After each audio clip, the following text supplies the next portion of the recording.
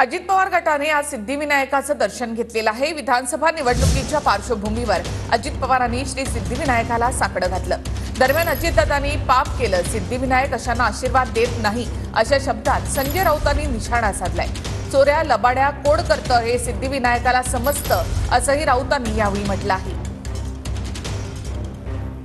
जे काही आता जनतेच्या समोर जाणार आहोत त्याच्यामध्ये त्या ठिकाणी जनतेने आम्हाला आशीर्वाद द्यावेत, सिद्धिविनायकाने आम्हाला आशीर्वाद द्यावेत, त्याकरता आम्ही ती व्हिक्टरीची खूण दाखवलेली आहे। लोकांचा विश्वास पुन्हा संपादन करण्याच्या करता त्यांच्या समोर जाणार आहोत। परंतु ह्या सगळ्या गोष्टीची सुरुवात एका चांगल्या दिवशी केली जाते।